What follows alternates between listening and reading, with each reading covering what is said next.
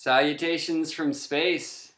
This is Gemini Brett, the astrolonaut of morethan-astrology.com, with a journey into 2015's second Aquarius moon game.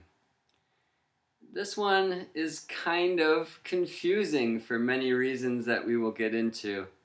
Last month, for the first Aquarius moon game, we drank Cultural Revolution Pu'er. This time we're going with an herbal blend that my brother Keith created for the many Piscean planets at this time. I'm recording the day before new moon. Today is February 17th, 2015, and it features Pisces, Neptune, Chiron, Venus, and Mars. So let's just get this tea going.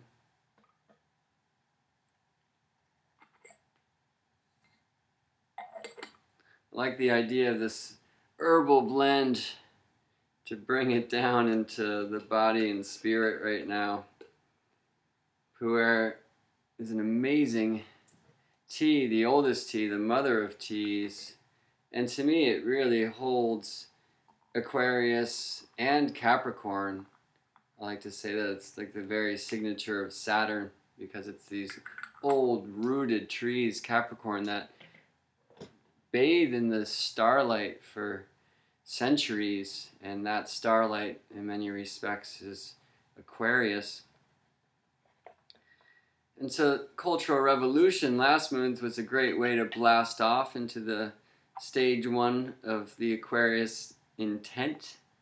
And this month we'll work with this herbal blend to bring it back to Earth, to honor the second stage of Aquarius, the community stage, and to honor the other phases of the moon during this month, which all come from the mutable signs, or as we call them in shamanic astrology, the service to spirit signs. So first one for spirit. For you,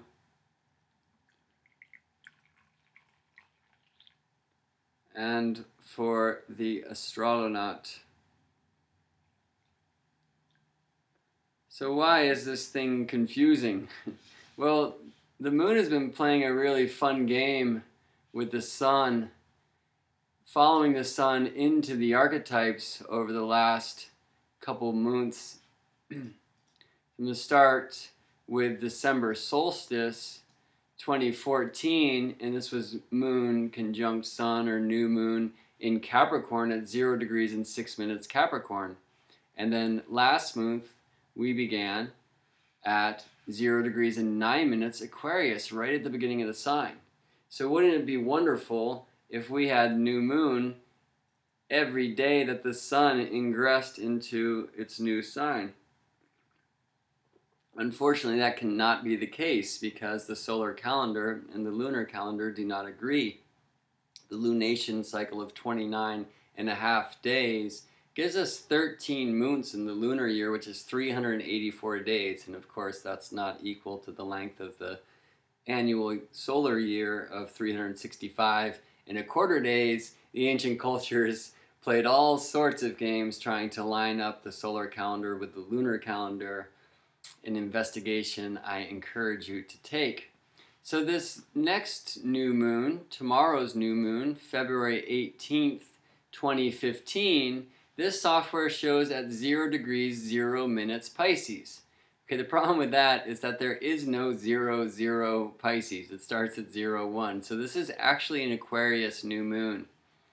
And if you look at the many charts astrologers are posting online for this, you'll see that none of them have the moon and sun at the exact degree, because we're all showing moon and sun together in Aquarius. I'm looking at 3:37 and 37 seconds p.m. tomorrow, February 18th, 2015, showing the sun at 29:59 Aquarius and the moon at 29:54 Aquarius, with the moon will reach the sun just before it enters the sign of Pisces, right at the cusp. So we'll get to talk about the cusp. You know, I'm more and more honoring the asteroid goddesses, or the 4 principal asteroids on the charts, and so we'll look at them as well. When I bring them in, it adds to the spaghetti in the middle and adds to this confusion. But again, there's a lot of confusion at this time of new moon because it is right on the cusp. So here are the archetypes of the second Aquarius moon games, starting in Aquarius with new moon. But first quarter moon, full moon, and the last quarter will all be in the mutable signs, not the fixed sign of Aquarius, but the mutable signs. So we can look at the moon game for last month. It was kind of more of a traditional Aquarius setup. Aquarius, new moon, Taurus, first quarter moon, bringing on the week of tension, Leo, full moon, bringing in the illumination, flowering, and then the Scorpio, last quarter moon for integration and wisdom, all in the fixed signs. But this month, as we shift towards new moon in the very last minute of Aquarius, the first quarter, full moon, and last quarter phases are not going to be in the fixed signs like Aquarius, but are going to be in the mutable signs, of the signs that shamanic astrology calls service to spirit, Gemini, Virgo, and Sagittarius, as you can see here. And there's a lot of incredible astrological events happening during the course of this month. So look at the new moon chart here. And again, I'm looking at 3:37 p.m. tomorrow, February 18th, 2015. This chart cast for Seattle, Washington, where I live. And here's the moon-sun conjunction in the very last minute of Aquarius. I better put on the magic lapis bracelet. That may be a little bit more Piscean than Aquarius, but I'm gonna start in this strange way to honor the Sabian symbol for this last degree of the Aquarius archetype. And I'll read to you from Dane Rogers' An Astrological Mandala, his reflection on Elsie Wheeler's channeling of a different Sabian symbol, a different vision for every degree of the zodiac. And this is the 30th degree of Aquarius, the last degree of Aquarius. Deeply rooted in the past of a very ancient culture, a spiritual brotherhood in which many individual minds are merged into the glowing light of unanimous consciousness is revealed to one who has emerged successfully from his metamorphosis. Roger's keynote is the ability for the person with an open mind and a deep feeling for self-transcendence to come in contact with higher forms of existence. And so in this statement, we hear pieces of Aquarius, the open mind, and community, and parts of Pisces, the spirituality, transcendence, higher forms of existence. And so it really speaks to this Aquarius-Pisces cusp. So the cusps are a really wonderful place for us to enter this conversation of confusion. How do we work with the cusps? I mean, if you've got the sun or any of these important planets at this very last minute of Aquarius, is that pure Aquarius? Is it a combination of Aquarius and Pisces? And I think it's one of the great astrological questions. I mean, the analog that I use is, okay, is this like a switch with 12 notches as we move through the archetypes of the solar year? Or is it like a smooth dial that transitions like a radio dial? And I think both examples give us wonderful windows of contemplation, asking us, how does astrology actually work? Does the sun put out these 12 distinct fields, and when the earth moves into alignment with the next slice of that 12 slice pies, we just switch from one to other? Or is it a smooth transition, therefore suggesting that the cusps, like this last minute of Aquarius, would carry a blend of that archetype with the archetype to come, in this case Pisces? And I'd love to go deep into that another time, but maybe not right now, since there's so much else to talk about. So the second Aquarius moon, and very interestingly, what's going to happen is we're going to shift again from last winter solstice, these kind of first degree new moons, and the same for the Aquarius new moon on January 20th, 2015, now we're shifting into this place of new moons at the very end of an archetype. Okay, so this new moon tomorrow, February 18th, 2015, at the 30th degree of Aquarius, really in the last minute of Aquarius. And as we move forward in the year, we'll see the last degree of Pisces, March 20th, 2015, when the Pisces moon game begins, that one with an eclipse that also features the lunar eclipse. In April, the 29th degree of Aries. In May, the 27th degree of Taurus. And so we're set up to go into these moon games now from beginning with new moon in the latter degrees of the sign.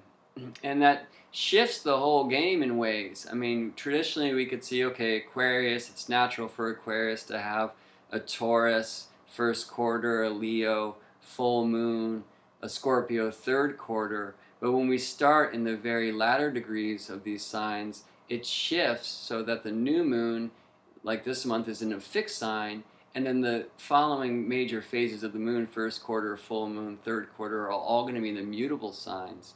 And it brings a really fun interest to these moon game practices. The tension to Aquarius won't come from Taurus this time around. That was the case last time. I'll go into that really quickly. So here's the first Aquarius moon game. New moon in Aquarius, kind of more of a natural setup. The first quarter, the time of tension in Taurus. How does that play out? How did that play out for you if you played along? I mean, the idea archetypally is that Aquarius has this intent to kind of blast off into astral intelligence, into cosmic consciousness. Taurus brings some tension, saying, don't forget about the body. Stay grounded. Stay on the earth. And there's some tension there. All right, Leo bringing the illumination, saying that, yeah, the qualities of self-love, honor, valor, courage, creativity, and service to self-growth, knowing that fix yourself to fix the world is an intent of the fixed signs, really allows Aquarius to serve this intent of blasting off into astral intelligence, because we need courage for that. And there's a reason for that. And that, I think, comes in more in the second Aquarius moon. The last quarter of the first Aquarius moon game, last month, Scorpio, saying the wisdom's going to come in the full authentic expression of the heart. And the last quarter can be a time of tension as well, but for me it's like the idea that the fruit is now here and we have to let it wither so that we can find that seed to move forward into the next. But I love that because it's Aquarius blasting off, avoiding the Taurus tensions that would keep it too grounded. Leo giving it the energy of self-love that's necessary for that intent. And then Scorpio saying, but remember that the wisdom really comes through honoring the truth of our emotional experience and expression, so that this isn't totally some out-of-body cosmic experience, but has purpose. And purpose maybe shows up in this moon game with these mutable signs being the third, or the second, third, and fourth major phases of this moon game. The mutable signs shamanic astrology calls service to spirit. And Aquarius very much has that intent. All of the archetypes have that intent, regardless of whether they are cardinal, fixed, or mutable. And I think this unfolds very much in this month's game. Aquarius, I like to express in two stages. First, The hermit in the cave meditating to the point of rainbow body astral projection into the galactic Netherlandia eagle-eye overview of all that is. The blast off, releasing ourselves from the tethers that would limit our conscious expansion, but all for the intent of shifting into Aquarius stage 2, which is bringing that astral intelligence back to community as eccentric, mad scientist, game-changing, Promethean paradigm shifter, someone who has this kind of transcendental idea of a utopian community expression that can bring about a better way, and very much in service to that. And this, of course, is a spiritual service. And I think we heard images of that in that Sabian symbol that I read earlier for the 30th degree of Aquarius. So how does this moon's game play out? Just in the major phases, the time of tension comes from Gemini. Gemini, trickster, magician, shapeshifter, in service to spirit through intellectual pursuit of truth and the embodiment of eternal youth, reminding us that the earth game is indeed a game. Don't get hung up in the duality, but dance with it. Honor the polarity in it. And so how can that bring tension to this Aquarius intent of being a paradigm shifter? Well, Aquarius can be really serious in this intent. We need change. We want change. We want to participate with that. In fact, we all are.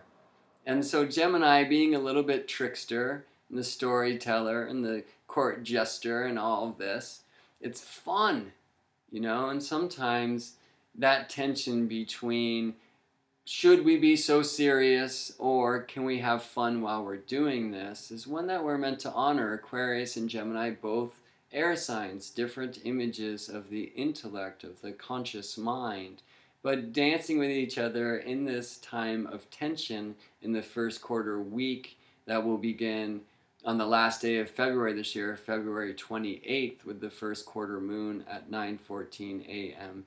in Gemini. And we'll see how that plays out. So the full moon in last month's Aquarius game was Leo, the opposition point to Aquarius. But by the time the full moon comes, we'll have the sun will have already shifted to almost halfway through the Pisces archetype. And so the full moon will come to us from the middle of Virgo, 14 degrees 50 minutes Virgo. And this is the time of flowering, of illumination, of mindfulness.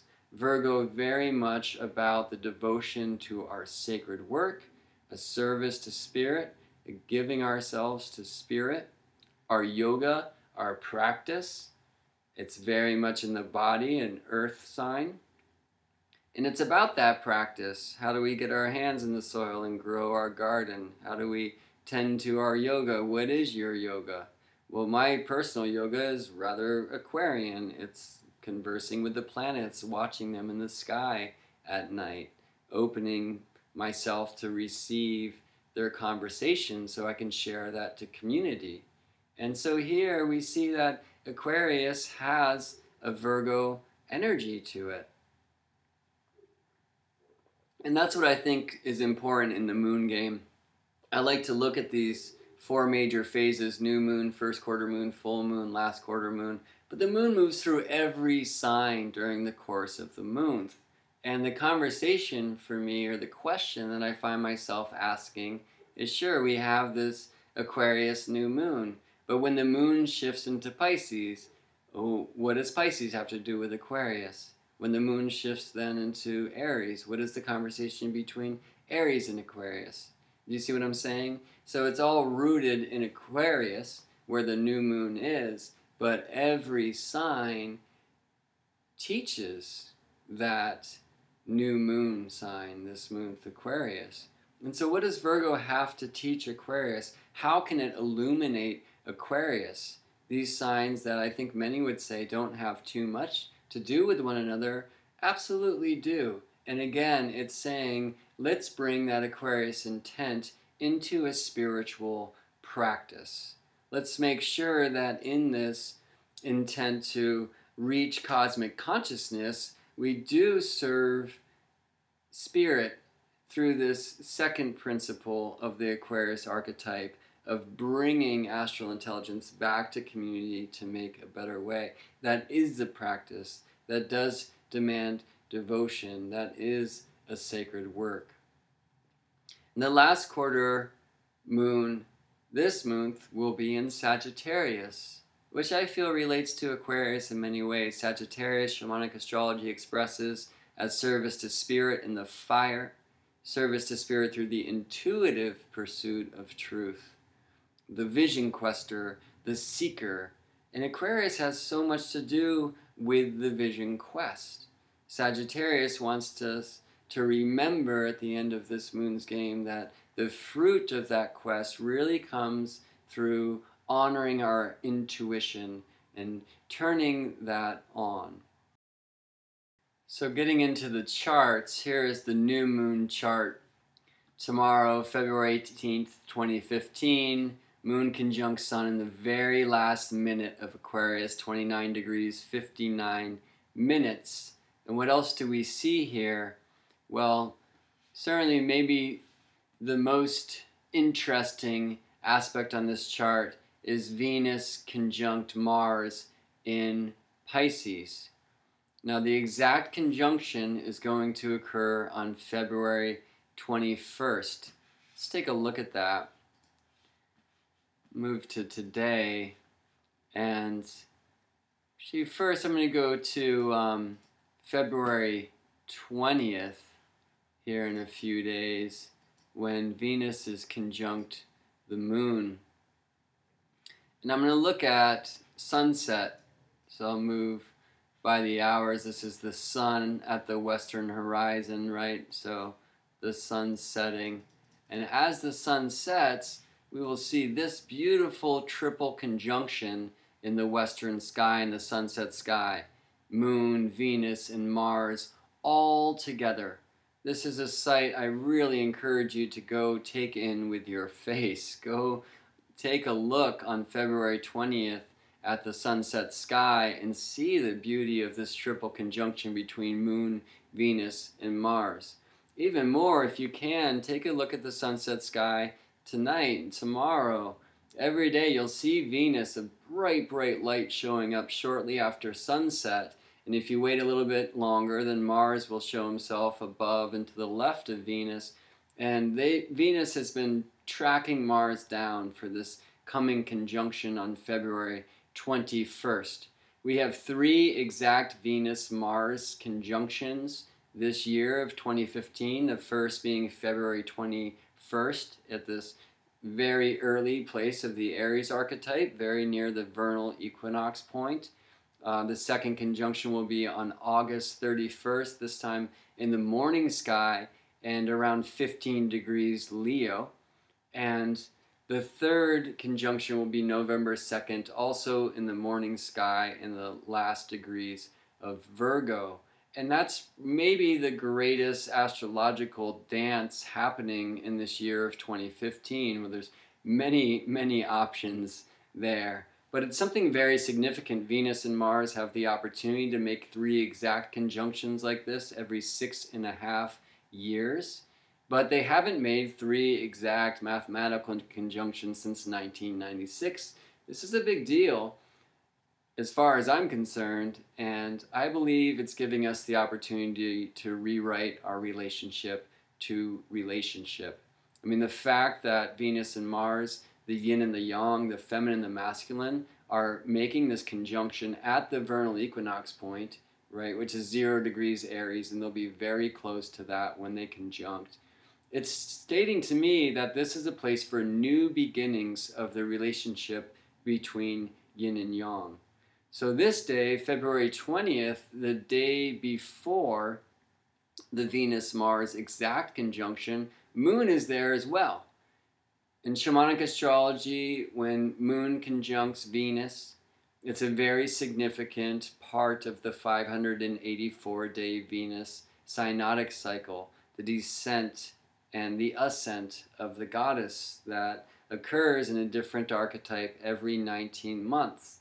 This Venus synodic cycle that we are currently in, we say, is the Capricorn cycle, as Venus was reborn in Capricorn January 17th, 2014. Since that time, she descended through the 7 gates. Astronomically, this occurs every time Moon conjuncts Venus in the morning sky. I guess that is a Moonus conjunction. And this is the descent of Inanna, this great Sumerian story, removing the clutter of the 7 chakras and the way into the underworld for the shamanic death and rebirth, the reassemblage, and then the ascent when she reappears in the evening sky. That was December 4th or 5th, and since that time she's made 2 conjunctions with the moon, and we say that's her moving up through the 7 gates or the 7 chakras. So on December 22nd, Venus and Moon had their first evening star conjunction of this synodic cycle, and we say that is the goddess and the Capricorn goddess, since that's where she began this journey, retrieving the root chakra, security, boundaries, structure. And in January, I think it was January 20th, Moon conjunct Venus again. This is the goddess ascending, reclaiming the 2nd chakra, the excitement, the creative output, the passion, the desire, yeah? And on February 20th, here in a couple days, it'll be the goddess ascending through the 3rd gate, reclaiming the solar plexus, reclaiming will. So it's a beautiful and big time. When the moon conjuncts Mars as well, in Mars' synodic dance, Mars currently, from the eyes of shamanic astrology, pursuing the Libra mysteries, the masculine investigating the archetype of the partner and the one who is about equal relationship and harmony, peace. Well, Mars is on his way into the underworld, which will happen starting in April. And as the moon conjuncts Mars, this basically, we say, is one of the labors of Mars.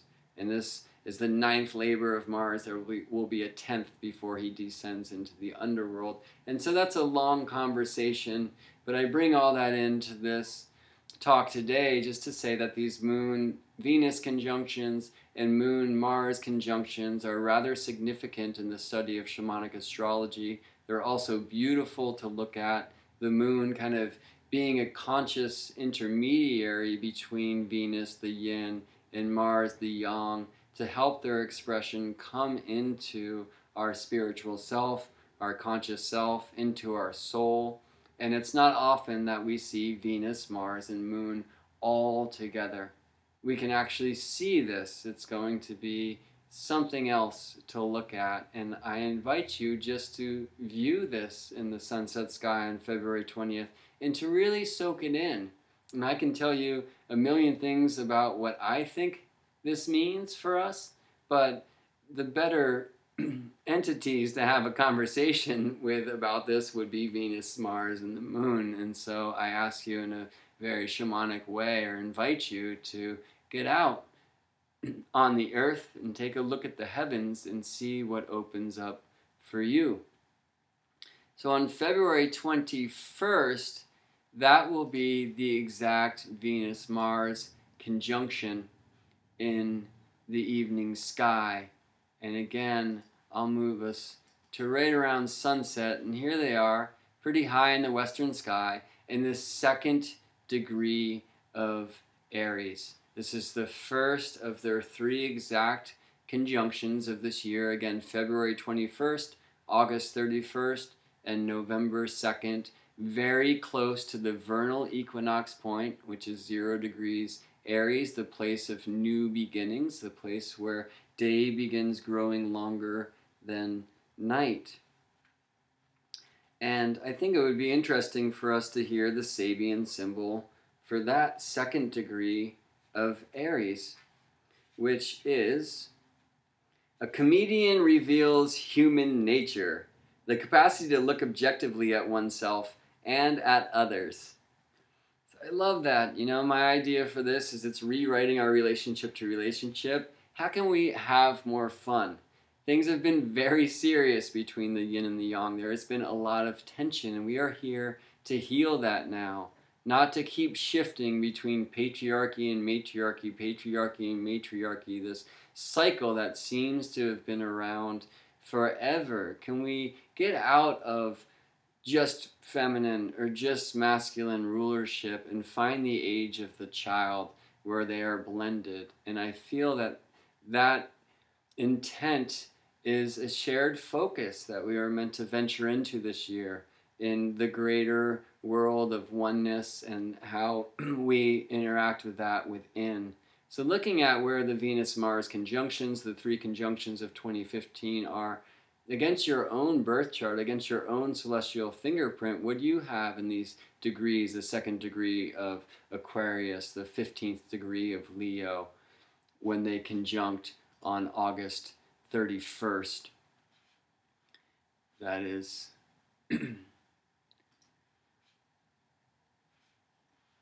here, 14 degrees 55 minutes in the morning sky on August 31st.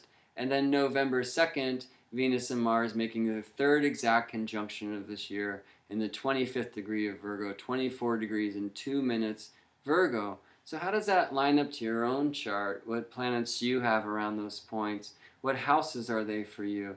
And it's a very interesting study, a very interesting investigation. If you would like assistance journeying into that, of course, I am available for readings and would love to help you guide that process for yourself. And you can find me at morethan-astrology.com. So let's get back today. What are other things that are happening? Well, one of the most significant astrological alignments of our time is the Uranus-Pluto Square. We've had 6 exact alignments since June of 2012. The 6th was December of 2014, and the last one is coming up on March 16th, 2015. And so that is during this month cycle. A major flavor, Uranus, revolution in Aries, revolution of self, Pluto evolution in Capricorn, just wiping out the false structures that would keep us from aligning to the true organic wisdom of Earth with the intent of preserving that for the 7 future generations. This is one of the major alignments. You can see it here, Uranus square Pluto, that has been seeding this awakening in us, this time of mass change, revolution, and evolution. And I could talk about that for days. In fact, Robert Weinstein from Source Point Astrology and I will be giving a talk again about the Uranus-Pluto Square in Seattle during the course of this month. I think our talk is March 14th, and again, on my site, morethan-astrology.com, on the events page, I'll have something posted about when and where that will be very soon. So at this time in the last Uranus-Pluto square, Mars is conjunct Uranus. Venus in the very last degrees of Aries, where Mars and Uranus will be, along with the South Node. I mean, there's a lot of significance in that. We could go into that forever, but I think it's probably better to get back into these 4 principal moon phase charts for this month and look into them a little further. So, Moon conjunct Sun, new moon, the very last minute of Aquarius. Venus conjunct Mars, not the exact conjunction what will happen in Aries, but this in Pisces, the transcendent nature, healer, empathy, compassion. So they're coming together saying, yes, we're going to have an opportunity to really rewrite the way that we relate to one another. And let's make sure that we bring this energy of Pisces, of transcendence and healing into that intent, into that rebirth. Pluto is conjunct the asteroid goddess Ceres, Pluto about evolution in Capricorn, as I just mentioned, a long dance, 2012 or 2008 till 2023, Pluto's transit through the sign of Capricorn, the first time since Pluto's discovery in 1930, so maybe the first time where this is really part of our collective consciousness. And at this time of the Aquarius new moon, Pluto is conjunct Ceres in Capricorn, a pretty tight conjunction. Now, Ceres speaks of the Great Mother and of nurturing and of, in a sense, like this Demeter energy. And maybe its natural position for that reason is in Capricorn or in Cancer, but here we see it in the opposite side of the chart in Capricorn and with Pluto. And in the great story of Demeter, whose daughter Persephone was taken into the underworld, and the pain that Demeter had to go through that around the loss of her child, her anger, her striking the crops from the field. I mean, this speaks to me in a sense that part of relieving this tension between the yin and the yang energies is forgiveness, the evolutionary quality of Capricorn, really saying that it's the wisdom of the elder that's participating in a way at this time of great revolution and evolution to help balance the yin and yang intent of rewriting relationship to relationship. So we're not just pointing fingers at one another, but really here to heal and to start anew, because as we've learned that things are not done to us, they are done for us so that we can grow. As we learn to forgive ourselves through that same principle of we did not just do that to them, we also did that for them. There was a gift in that pain we've blamed ourselves for causing. And with Pluto conjunct Ceres in Capricorn very much being the statement of the earth herself, of the trunk and the roots of the tree, perhaps we can say that Gaia, or Earth, in this time of dynamic shifting and pain and pollution and all of this, perhaps she also deserves her underworld investigation. That some of the craziness that is happening on Earth and the dynamic Earth changes that are resulting are this greater consciousness of our planet also going through the evolutionary process, also going into the darkness of the tunnel so she can find the bright light on the other side. And so I hope this conjunction on this new moon chart brings that energy into this second Aquarius moon game, that we are here to bring about a paradigm shift, a greater culture of community, and part of that is in honoring that the earth changes are worthy, are right on schedule, and will shift. So Aquarius has this beautiful technological interest, investigation, intent, but on the Capricorn side, it's very much the earthy, the organic, the rooted. And as we're rewriting relationship to relationship, this isn't just between a man and a woman and a man. We relate to everything. Everything is relationship. What is our relationship to Earth? What is the relationship between technology and the organic? I mean, on one side, in the organic, many of us are answering this call to get out of the modern world and go live in some hut in the jungle and all of that. There's beauty to that. On the other side, the Aquarius side, kind of the transhumanism thing. Can we all just implant Google devices for immortality? And there's such tension between the two, but how do they relate? How can we make sure that our technological creations do have the earth in mind? And I really love this aspect on this chart in relationship to that. Aquarius, Mercury went direct on February 11th after a retrograde cycle in Aquarius, and shamanic astrology honors the archetype where Mercury goes direct as the archetype of our collective consciousness for the next 4 months until Mercury's next retrograde cycle, which will be in Gemini. And so in shamanic astrology, we say that we are all sharing this Aquarius consciousness for the next 4 months. Okay? Opening the mind, ascending into astral intelligence, bringing that back for the sake of paradigm shift and creating a better community. And so Aquarius to me is very important in this chart, and especially in this alignment, this opposition to Juno in Leo. Right? This is not the typical glyph for Juno, by the way. This is how this software, this wonderful software, Sky Engine, shows Juno. But Juno is the asteroid goddess of relationship. She's retrograde at this time, meaning she's closer and she's brighter.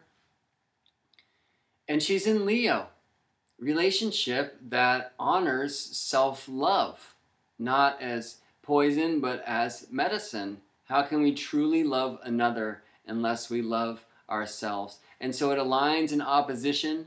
This word I kind of dislike for that alignment, because an opposition is the alignment of a full moon. It's illumination. And so how does the Aquarius consciousness, Mercury in Aquarius, relate to Juno, the asteroid goddess in Leo? Yeah, and again, there's consciousness devoted to the paradigm shift, and part of that paradigm shift relates to how can we cultivate a greater sense of self-love to bring to this intent of rewriting relationship to relationship. This is also alive in this other opposition of Jupiter in Leo, giving us opportunities and expansion of that quality of self-love. In Leo, creativity and honor, valor, leadership, this kind of thing. And it's aligned in opposition or illumination aspect to another asteroid goddess, Vesta in Aquarius, our sacred work. Vesta, the hearth, the sacred flame.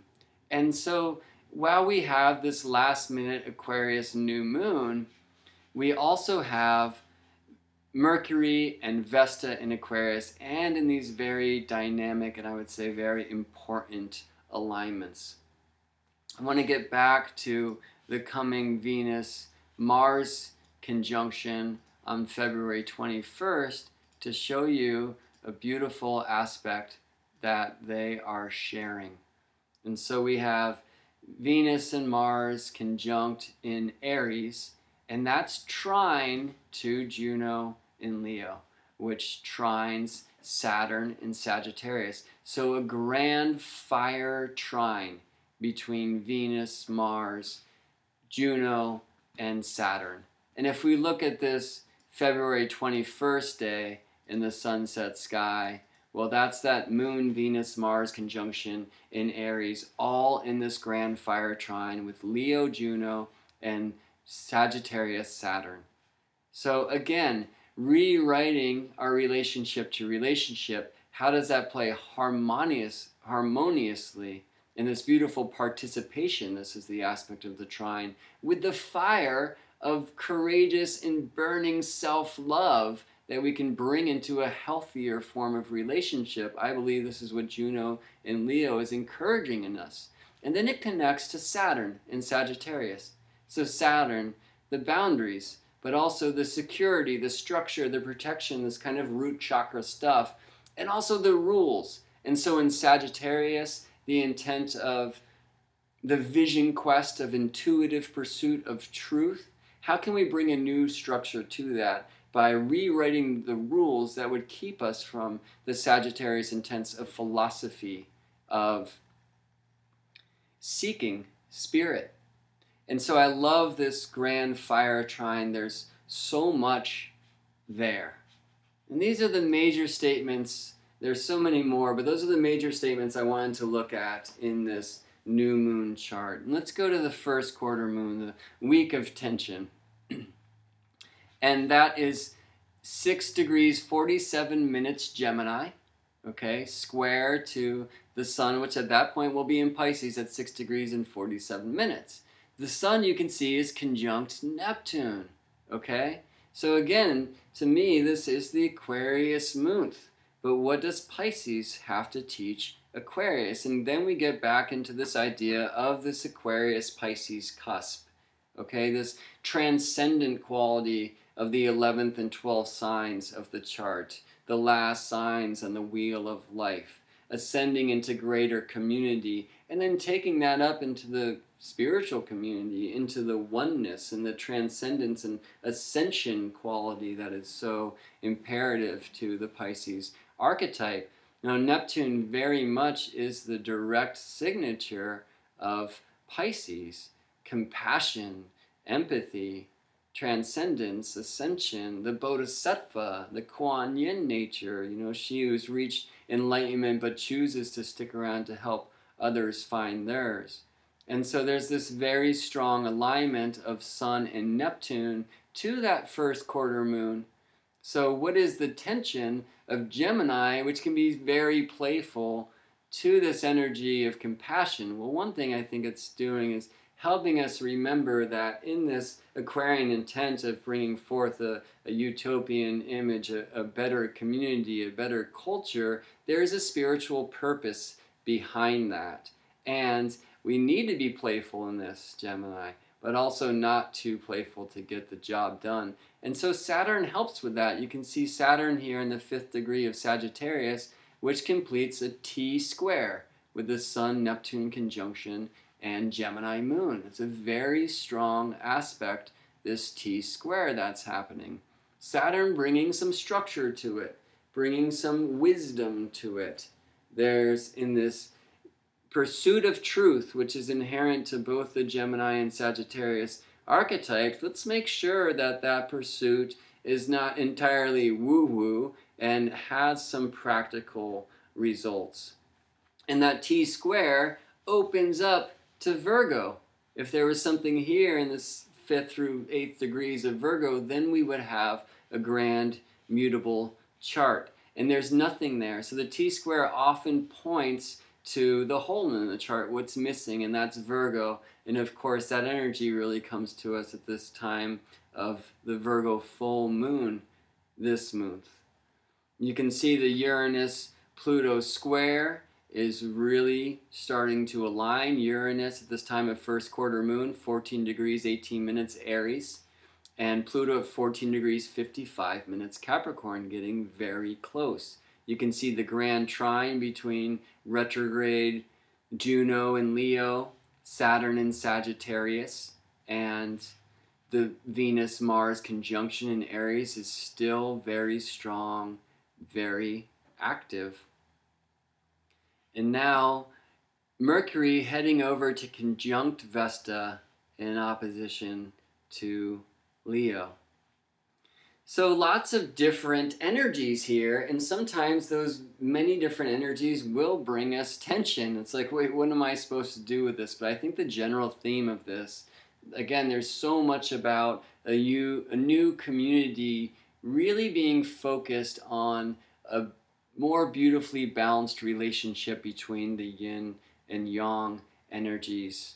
The fire of spirit really coming alive in this. In Gemini moon, which can sometimes be very much in duality, which sometimes can be away from the feeling function. I have a song called Gemini Moon. It says, what can I say? My Gemini ways have me thinking too quickly to feel. Well, the Sun-Neptune conjunction is without a doubt an alignment of feeling. And so as we move into this time of tension, again, it's an expression of, in this Aquarius intent of higher consciousness, of astral intelligence, do not forget the heart of self, of other, and the one heart of the world. And we move then into full moon, which will come to us from the 15th degree of Virgo. At that time, Sun in Pisces will have moved further from Neptune and is now conjunct Chiron. Neptune very much the image of celestial healing, and Chiron the image of shamanic healing. How is this illumination of the Virgo moon, again to the Aquarius archetype where the new moon, or this month, began? How is Virgo bringing that down into practice, into sacred work, into service to spirit? And can Chiron, from the healing nature of Pisces, help us enter a shamanic space to purge any pain that would keep us from really attending to the rewriting of relationship to relationship that is still shown in the Venus-Mars conjunction. But now Mars at the South Node in Aries, really helping us bring that sword of the warrior to cleaning up the past. This is South Node. Why do we need to brandish the sword? What is the true nature of the divine warrior? What is the true nature of Aries in protection to others? Venus with Uranus, a revolution to the nature of Aries, a better way of honoring the warrior archetype as a service to others, and a revolution of self. And so South Node, Mars, Uranus, Venus all together, and now they've moved forward in the sign of Aries. Venus and Mars have to trine, instead of Juno, which is still in Leo, they'll trine Jupiter in Leo. And there's a lot of interest to me there. I call Aries the spark that starts the fire. In Leo, it's roaring flames. And so again, self-love, Jupiter very bright, rising in the sky before sunset, invisible all night long, guiding us into opportunities of self-love, of creativity, of honor, of valor, of courage, and of sovereignty, independence. And that is something that both Aries and Virgo teach us. So finding that self-love that keeps us from finding relationships only through the greed of need, but going into this place where we are illuminated with self-love and therefore so magnetic that our true beloved comes to us. This very important intent in this dance of rewriting relationship to relationship, so that we can bring a better paradigm to the Earth game, a better community. Aquarius, and now Mercury in Aquarius is conjunct Vesta, the consciousness of the collective sharing this sacred work of Aquarius.